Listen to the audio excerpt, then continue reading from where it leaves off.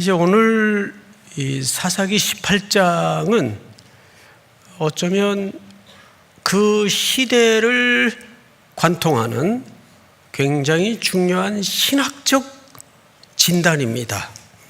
해서 1절부터 한번 볼까요? 1절.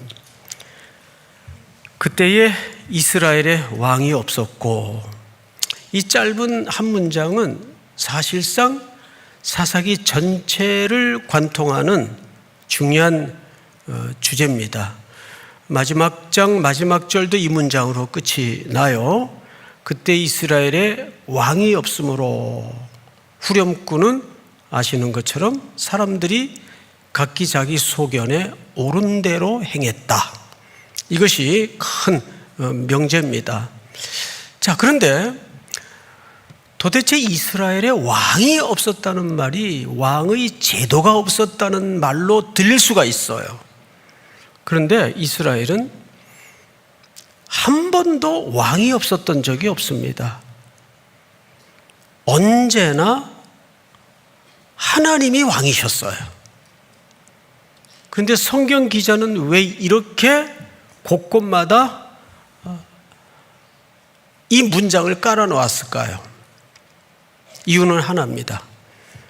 하나님이 이들의 왕이셨지만 한 번도 하나님을 왕 대접하지 않던 시대, 오히려 왕 대접하지 않던 시대를 뛰어넘어서 하나님을 자기들의 관리 아래, 통제 아래 자기들이 만든 신처럼 조종하려는 시대가 사사시대입니다. 이제 그 실제적인 신뢰를 오늘 단지파를 통해서 만나게 되는 거예요. 자, 단지파는 그때에 거주할 기업의 땅을 구하는 중이었으니 이는 그들이 이스라엘 지파 중에서 그때까지 기업을 분배받지 못하였음이라. 자, 여러분, 성경은 단지파는 거주할 땅을 구하러 다녔다 그랬어요. 이유는 땅을 분배받지 못했다라고 얘기합니다. 이게 사실일까? 해서 우리는 어떤 사건에 대해서 한 사람만 말 들어서는 그 팩트가 왜곡됩니다. 그래서 종합적인 이야기를 듣고 나서 판단을 해야 돼요.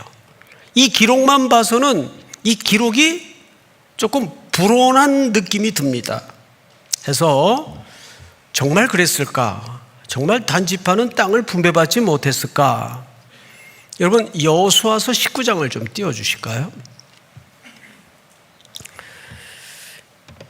7번째 단 자손의 지파를 위해 땅 분배가 이루어집니다.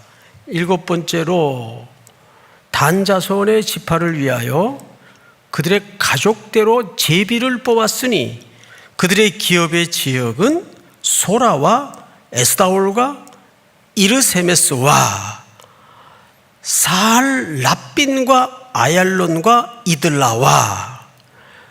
다 같이 시작. 엘론과 딥나와 에그론과 엘드게와 기브돈과 바알랏과 여훗과 브네브락과 가드림몬과 메알곤과 락곤과 요파 맞은편 경계까지라. 자, 기업 받았어요, 안 받았어요? 받았죠. 그 증거로 4절을 전체 한번 읽습니다. 시작. 그런데 단 자손의 경계는 더욱 47절 시작. 그런데 단 자손의 경계는 더욱 확장되었으니 이는 단 자손이 올라가서 레셈과 싸워 그것을 점령하여 칼날로 치고 그것을 차지하여 거기 거주하였음이라. 그들의 조상 단의 이름을 따라서 레셈을 단이라 하였더라. 48절을 보시면 단 자손의 지파가 그에 딸린 가족대로 받은 기업은 이 성읍들과 그들의 마을들이었더라. 자, 다시 물어볼게요. 단지파는 여호수아 때에 들어가서 모든 지파들 땅 분배를 받을 때 단지파는 제외됐었습니까? 기업을 받았습니까? 받았죠? 근데 오늘 1절은 이렇게 돼 있어요. 기업을 분배받지 못하였습니다. 아직까지 이 두 구절 가지고는 누가 맞는지 확실히 몰라요. 그래서 사사기 맥락에서 1장을 한번 띄워주세요. 보시면 제가 읽겠습니다. 아모리 족속이 이방 족속이고 이미 가나안 땅의 원주민들이죠. 아모리 족속이 단 자손을 산지로 몰아넣고 골짜기에 내려오기를 용납하지 아니하였으며, 자, 아모리 족속 때문에 이들이 못 내려왔어요. 팩트로는 기업을 확보하지 못한 게 맞아요. 그런데 하나님은 땅을 이미 약속으로 주었습니까? 안 주었습니까? 주었어요. 그런데 오늘 18장을 보면 기업을 받지 못했다고 돼 있어요. 그게 누구 말이 맞나? 여호수아서의 말이 맞나? 오늘 본문인 18장의 1절의 이야기가 맞나를 정확하게 판명해 주는 구절이 오늘 1장 34절입니다. 정확하게 뭐라 그래요? 아모리 족속이 단 자손을 산지로 몰아넣고 골짜기에 내려오기를 용납하지 않았다. 무슨 얘기입니까? 기업으로 약속대로 땅을 분배하여 확보받았지만 그것을 믿음으로 차지하지는 못했다 그 말이에요. 아직까지도 우리는 여기서 한 걸음 더 들어가야 돼요. 그러면 불순종해서 겁먹고 원주민들에게 쫓겨서 주신 땅도 먹지를 못했구나, 이렇게만 단순히 생각할 수가 있어요. 그런데 진짜 단지파가 들키고 싶지 않은 속내가 드러납니다. 2절을 볼까요? 우리 김범신 목사님 시작. 단자손이 소라와 에스타올에서부터 그들의 가족 가운데 용맹스러운 5사람을 보내어 땅을 정탐하고 살피게 하며 그들에게 이르되 너희는 가서 땅을 살펴보라 하매 그들이 에브라임 산지에 가서 미가의 집에 이르러 거기서 유숙하니라. 자, 이게 무슨 얘기냐 하면 풀어놓자면 이런 뜻입니다. 그들이 5명의 정탐꾼을 뽑았어요. 성경에는 정탐꾼 얘기가 종종 나와요. 여호수아에도 나왔고 또 민수기에서도 나왔었어요. 그런데 이 정탐꾼의 이야기들은 하나님이 명하신 정탐이었어요. 그런데 사사기의 정탐은 놀랍게도 하나님이 정탐하라고 언급한 대목이 하나도 없습니다. 그들이 스스로 용감한 사람들 5명을 뽑아서 땅을 정탐하기 위해서 다른 땅으로 보낸 겁니다. 어디가 살기 좋은지 한번 가봐라. 그럼 이게 지금까지의 설명을 모아서 보면 이런 얘기가 됩니다. 처음부터 다시 설명을 드릴게요. 땅을 분배했어요. 그런데 믿음으로 순종하여 확보하지 못했어요. 여러 가지가 이유가 있었겠죠. 그래서 외부적인 환경 때문에 아모리 족속이 못 내려오게 막았고 이런 물리적인 환경 때문에 확보하지 못하는 줄 알았어요. 그랬더니 오늘 18장 2절에서 보니까 5명의 정탐꾼을 뽑아서 어디가 살기 좋은가 한번 두루두루 다녀봐라. 그러다가 미가라는 사람의 집에 이르러 겁니다. 그럼 이게 무슨 얘기죠? 하나님이 주신 땅에 대해서는 자기들이 원하던 지형도 아니고 자기들이 원하던 토양도 아니에요. 그래서 마음속에 어떤 심정이 스물스물 올라왔는가 하면 이런 겁니다. 야, 뭐 어디 좀 더 좋은 땅 없냐? 앞으로 투자 가치가 높은 땅 없냐? 소떼, 양떼를 언제든지 푸른 풀밭으로 먹일 수 있는 좋은 곳은 없냐?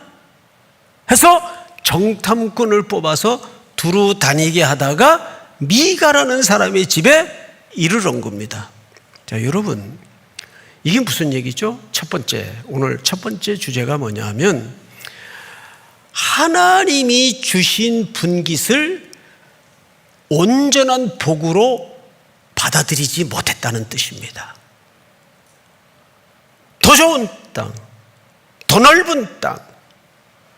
근데 누구 눈에 보기에? 자기들 눈에 보기에.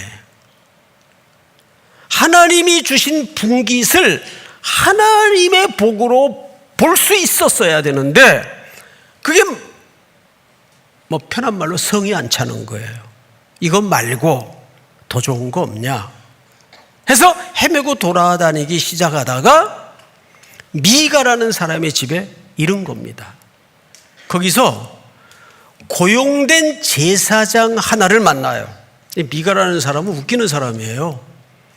자기 집에다가 하나님 믿는 사람인데 신당도 만들어 놓고 신사도 만들어 놓고 또 제사장 옷도 지어 놓고, 그러니까 종교 풀 세트를 다 구비한 다음에 이제 돌아다니던 젊은 청년 레위 지파 출신 제사장 하나를 집안 제사장으로 고용하게 됩니다.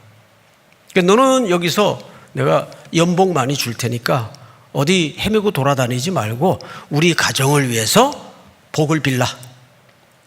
그러니까 신앙이, 종교가 자기들의 편익에 마음대로 주물럭거려질 수 있도록 사유화가 되는 겁니다. 그 레위 청년인 제사장을 이 다섯 정탐꾼이 만나게 됩니다. 이 사람들이 서로 만남을 통해서 이루어지는 대화를 잘 보세요. 몇 절을 보시냐면 3절, 우리 김범신 목사님. 그들이 미가의 집에 있을 때 그 레위 청년의 음성을 알아듣고 그리로 돌아가서 그에게 이르되 누가 너를 이리로 인도하였으며 내가 여기서 무엇을 하며 여기서 무엇을 얻었느냐 하니. 자, 여러분, 지금 이 구도를 잘 보세요. 5명의 정탐꾼이 이 집안에 고용되어 제사장 노릇하고 있는 이 레위 청년이요 제사장을 만나서 3가지를 물어요. 누가 너를 일로 보냈느냐? 두 번째는 너 여기서 뭐 하고 있느냐? 세 번째는 여기서 뭘 얻었느냐? 3가지를 물어요. 그런데 이거 뭐 좀 어색하지 않아요? 이 질문을 사실은 누가 누구에게 물어야 돼요? 제사장이 이 정탐꾼들에게 물어야 돼요. 왜? 야, 너희들 왜 여기까지 흘러 돌아다니고 있냐? 이미 하나님께서 여호수아 때 너희 지파에게 준 땅 내비두고 뭐 하려고 여기까지 흘러왔냐? 사실은 이 질문은 5명의 정탐꾼이 1명의 제사장이 물어야 될 질문이 아니고 이 제사장이 정탐꾼들에게, 단 지파 사람들에게 물어야 될 질문이에요. 누가 너희를 일로 보냈느냐? 두 번째는 너희들 여기서 뭐 하고 있냐? 여기서 뭘 얻으려고 헤매고 돌아다니냐? 그런데 지금 거꾸로 묻고 있어요. 저는 이것을 서로 거울을 보는 것 같은 느낌을 받습니다. 피차 아이러니예요. 이것은 제사장이 이 헤매고 돌아다니는 더 좋은 욕망을 쫓아 헤매고 있는 여기까지 흘러온 단지파 정탐꾼들을 향해서 물었어야 될 질문이에요. 그런데 슬프게도 정탐꾼이 이 제사장에게 지금 묻고 있어요. 서로를 향한 고발입니다. 3가지 질문이에요. 근데 여러분, 이 3가지 질문은 오늘 우리에게도 해당되는 질문입니다. 우리의 일터 또는 욕망이 들끓는 우리 삶의 현장을 한번 놓고 이 질문을 대입해 보십시오. 누가 나를 이곳으로 보냈는가? 두 번째는 나는 여기서 뭘 하고 있는가? 세 번째는 나는 여기서 뭘 얻으려고 하는가? 오늘 이 시대에 우리가 뾰족하게 물어야 될 아픈 질문이에요. 그런데 더 놀라운 것은 이 사람들이 다 하나님의 백성들이기 때문에 자기들은 욕망을 쫓아 탐욕스러운 행로를 지금 해서 여기까지 왔지만 놀랍게도 여호와의 이름으로 포장을 하고 종교적 옷을 입혀서 하나님께로부터 확인을 받고 싶은 거예요. 4절을 한번 볼까요? 4절 우리 한번 같이 읽겠습니다. 시작. 그가 그들에게 이르되 미가가 이러이러하게 나를 대접하고 나를 고용하여 나를 자기의 제사장으로 삼았느니라 하니라. 네, 이실직고 합니다. 속 편하게. 나 이 집에 고용된 제사장인데 연봉 많이 준다 그래서 이 사람들한테 기도도 해주고 복도 빌면서 저 여기 먹고 살고 있다고. 그러자 5절 단 지파에서 파견된 5명의 정탐꾼 이야기들을 한번 보세요. 5절 시작. 그들이 그에게 이르되 청하건대 우리를 위하여 하나님께 물어보아서 우리가 가는 길이 형통하는지 우리에게 알게 하라 하니. 네, 하나님께 물어보아서 우리가 지금 가고 있는 이 길이 형통한지 좀 알아봐라. 자, 여기 종교적 언어가 등장을 해요. 종교적 방식이 동원이 됩니다. 무슨 얘기죠? 자기의 욕망과 탐욕에 붙들려 여기까지 왔지만 이 행로를 하나님께로부터 공중받고 싶은 거예요. 이건 무슨 행위입니까? 하나님을 자기들의 관리 속에, 자기들의 통제 속에 밀어넣는 겁니다. 여러분, 우상숭배라는 것은 하나님을 부정하는 게 우상숭배가 아니에요. 우상숭배의 가장 무서운 지점은 하나님을 자기들의 관리 아래, 자기들의 통제 아래 집어넣는 하나님의 주권을 인정하지 않는 태도가 우상숭배입니다. 그러면 오늘날 이 현대 사회 속에서도 현대 신앙인들이 하고 싶은 것은 자기 마음대로 하면서 그것을 하나님의 이름을 들이대고 하나님께로부터 항상 확인받고 싶고 인정받고 싶은 거예요. 그 똑같은 얘기입니다. 그러면 내가 우리를 위해서 우리가 지금 가고 있는 이 길이 형통한지 좀 알아봐라.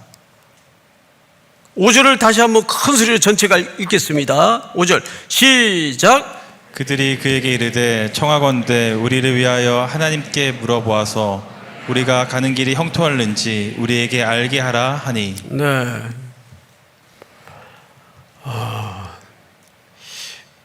요즘 AI 종교가 다 나올 정도로 바로 AI한테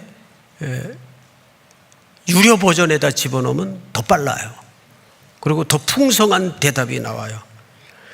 AI한테 집어넣으면 한 30초도 머뭇거리지 않아요. 바로바로 나옵니다.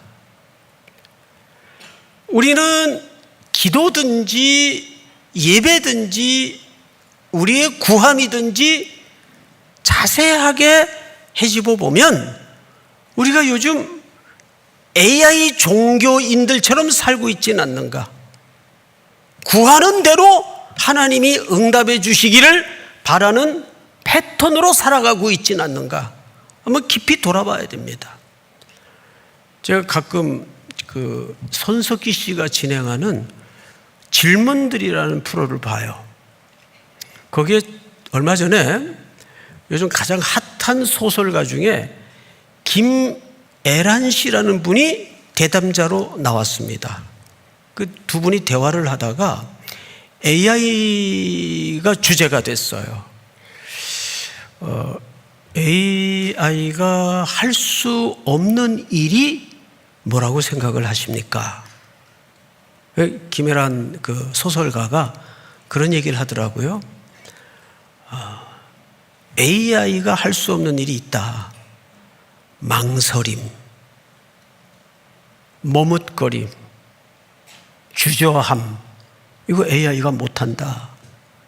AI는 항상 기회에 대해서 즉각적으로 반응하는 메모리가 돼 있고 학습이 돼 있어요. 저는 그 작가분의 이야기를 듣고 쿵 했어요. 그렇지. 근데 여러분 돌아보세요. 사람이 언제 자라는지 아세요? 언제 크는지 아세요? 언제 깊어지는지 아세요? 언제 빚어지는지 아세요? 망설일 때, 머뭇거릴 때, 주저할 때 사람은 깊어지고 성장합니다. 그런데 요즘 이 AI 전과 후로 역사가 이제 가름될 텐데 지금은 즉각적인 시대가 되고 말았어요. 그냥 기회가 있으면 이것이 유익이 되냐 유익이 되지 않느냐의 판단보다는 이것이 내게 이익이 되냐 손해가 되냐 이 기준으로 모든 것들이 짜여져 학습되기 시작합니다. 오늘 이 시대에 종교의 그 타락의 끝을 우리가 지금 보고 있어요. 그들이 하나님을 부정하는 사람들이 아니에요. 끔찍하게도 하나님을 자기들의 입맛에 맞게 자기들이 짜놓은 프레임 속에 밀어넣는 행태를 보고 있습니다. 저는 요즘 내면의 큰 흐름의 변화를 제 스스로 느끼고 있어요. 평생 성경을 읽고 성경을 연구하고 얼마나 많은 설교를 세계에서 주일날 가장 많은 설교를 하는 목사가 그 중에 하나일 거예요. 그런데 제가 미처 눈 뜨지 못했던 것들이 요즘 살금살금 시선이 열어지는 내적 충격을 받고 있습니다. 지난 고난주간부터 제가 겟세마네 동산의 장면을 계속 머릿속에 묵상을 합니다. 예수님은 그 밤이 얼마나 참혹하고 끔찍했던 무서운 밤이었던지 고민하여 슬퍼하사 심히 죽게 되었사오니 아버지여 이 잔을 내게서 옮겨가실 수는 없습니까?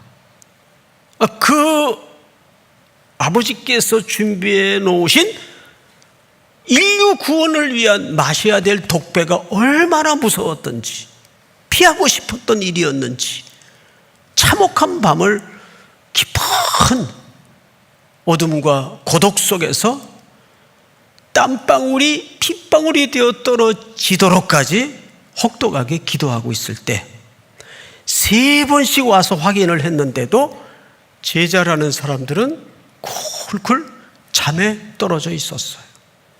1번, 2번, 3번째도 여전히 제자들은 육신이 연약해서 고나여서 잠에 떨어져 있었어요. 너희가 한시도 깨어 있을 수 없더냐? 얼마나 안타까웠으면. 근데 예수님이 3번째 확인하고 나서 하신 말씀이 뭔지 아세요? 그 고난주간의 주제였습니다. 일어나라, 함께 가자.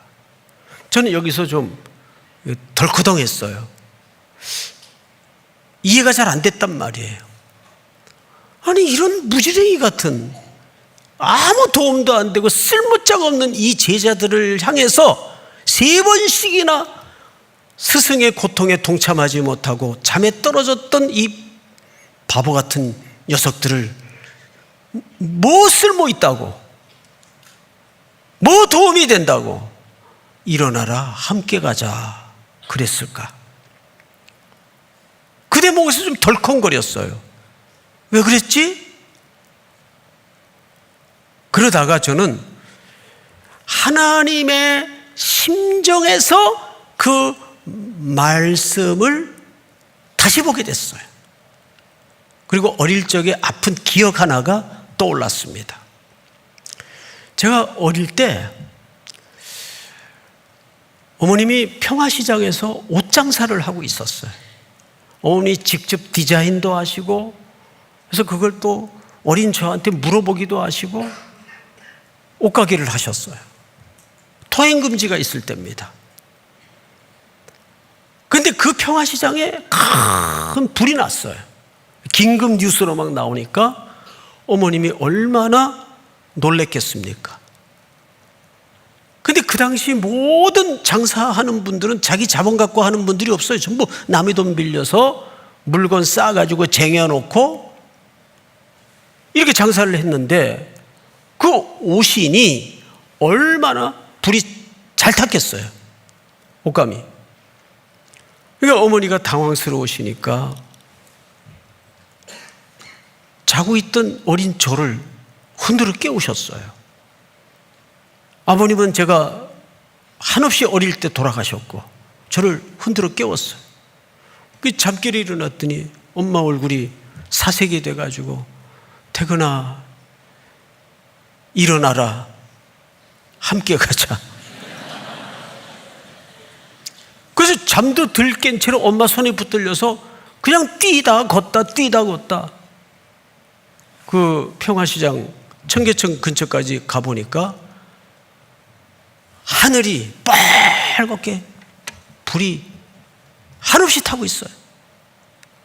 그리고 주저앉아 우는 엄마를 진정시키고 엄마랑 같이 다시 집으로 돌아오는 길에 생각을 한 거예요. 그때 왜 나를 깨웠지? 내가 무슨 쓸모가 있다고, 내가 무슨 용모가 있다고, 내가 무슨 도움이 된다고 왜 나를 깨웠지? 그때는 그게 왜 그런지 몰랐는데 그 겟세마네 동산에 예수님의 말씀을 묵상하다가 그 하나님의 심정에서 일어나라 함께 가자. 예수님은 제자들이 무슨 쓸모가 있어서 도움이 될까봐 그렇게 말씀하신 것이 아니고 그 무섭고 외로운 밤을 연약하지만 실패투성이지만 문제가 많은 제자들이지만 함께 하고 싶었던 거예요. 이 처절한 밤에 예수님도 온전하신 인간이었기 때문에 이 문제투성이의 제자들과 함께 하고 싶었던 거예요. 그만큼 우리를 좋아하시고 우리를 사랑하시는 분이에요. 제가 굳이 이 긴 이야기를 왜 하냐 하면 우리가 성경을 읽을 때 하나님의 시선에서 하나님의 심정에서 성경을 못 읽었구나. 그래서 뭘 적용할까? 어떤 말씀이 내게 유익이 될까? 이 말씀을 통해서 내게 주시는 미션은 뭘까? 자꾸 일적인 차원에서만 성경을 봐왔지 하나님은 이 표현을 통해서 왜 나한테 분노하실까? 하나님의 표정을 못 읽었어요. 하나님의 심정으로 읽지를 못했어요. 이제 오늘 이 본문과 연결시켜서 생각을 해보면 이런 하나님의 백성들의 행태를 주님이 보시면서 이 말씀을 써놓으실 때에는 얼마나 하나님의 시선에서는 한심하고 답답하고 기가 막혔을까? 그게 보여지는 거예요. 오늘 이 말씀을 통해서 하나님은 여전히 그 슬픈 눈빛으로 우리를 보고 계시는 것 같아요. 그래서 진짜 사사기 결론이 뭔지 아세요? 진짜 사사기 결론은 여러분 6절을 보고 말씀을 좀 마무리하겠습니다. 6절 우리 전체가 한번 같이 읽어보십시다. 시작. 제사장이 그들에게 이르되 평안히 가라 너희가 가는 길은 여호와 앞에 있느니라 하니라. 여러분 평안히 가라. 이 사꾼 제사장이 그들의 요구에 그저 복을 빌어주는 것 같아요. 평안히 가라. 그 다음에 이렇게 돼 있어요. 너희가 가는 길은 누구 앞에 있느니라? 여호와의 뜻이니라. 이렇게 얘기를 하지 않고 여호와 앞에 있느니라. 이거를 보통 영화 기법으로 표현을 하자면 결말을 열어놓은 거예요. 열린 결말이에요.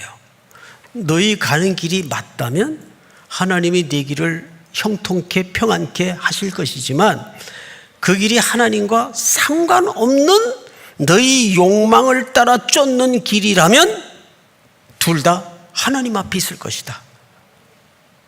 그러니까 결말을 어떻게 해놓은 거죠? 열어놓은 거예요. 여러분, 독전이라는 영화 기억나시나요? 마지막 장면, 저 멀리서 벌판에 추운 겨울에 딱 외로운 집 한 채가 있는데 거기서 탕 총소리로 끝이 나요. 이제 결말을 잘 알 수 없는 것이 열린 결말이에요. 평안히 가라. 너희 길이 하나님 앞에 있다라는 말은 이 길이 개인적인 탐욕과 욕망으로 가는 길이라면 그 결말대로 너희들이 그 재앙을 안을 것이고, 하나님의 뜻대로 걸어가는 길이라면 그 길은 평안하게 될 것이다. 그러니까 누구의 여지에 따라 갈래길로 갈까요? 자기들의 여지에 따라. 이건 결말을 열어놓은 겁니다. 그 신명기에도 보면 복과 저주를 너희 앞에 두나니, 똑같은 얘기예요. 복과 저주를 너희 앞에 두나니. 그러면 여러분, 복과 저주를 너희 앞에 두나니라는 말은 무슨 뜻인지 아세요? 이게 강조법이에요. 우리 부모들이 이렇게 얘기하잖아요. 애기들이, 엄마가 좀 애기들 병약해질까봐 좀 좋은 음식을 해서 갈아가지고 입에 물려주면은 앵그리고 안 먹어요. 그러면 이제 화가 나면 엄마들이 뭐라 그래요? 먹든지 말든지 네 마음대로 해. 너만 손해지. 그 속에는 이제부터 엄마는 너의 인격을 존중해서 너에게 자유의 선택을 줄 테니까 내가 먹든지 말든지 그건 네 초이스다. 이 얘기일까요? 오히려 반대말이죠. You have no choice. 너한테 선택권이 없다 그 말이에요. 하나님께서는 늘 우리에게 그런 식으로 어법을 말씀하시는데 우리는 눈치를 못 채요. 늘 하나님께서 정말 화가 나시면 이런 표현을 쓰신다고요. 그건 너 하기에 달렸어, 그 뜻이거든요. 그러니까 하나님께서 제 이 모든 자유의 의지를 존중해서 어떻게 하든지 너는 잘 될 거다 그러시는 게 아니라 초이스가 없다고 말이에요. 저와 여러분들은 그래서 이 인간의 절망스러운 하나님의 표정을 만나면서 결국 참된 사사, 진정한 왕은 누구신가에 대해서 시선을 모으도록 하는 겁니다. 사랑하는 우리 형제자매 여러분, 기회에 반응하여 사는 인생이 아니라 좁은 길이라도, 그래서 저는 여러분들이 첫째, 하나님이 주신 것만이 내 인생 전체에 걸친 참된 복임을 볼 줄 아는 눈을 가져야 돼요. 두 번째는 하나님이 주신 것이라면 아무리 험하고 꼴짜기에 눈으로는 누구도 갖고 싶어 하지 않는 어떤 것일지라도 믿음으로 그것을 주권을 인정하고 받아들일 수 있는 순종으로 그것을 누릴 줄 아는 생의 결단이 있기를 주님의 이름으로 축복합니다. 다 일어나십시다.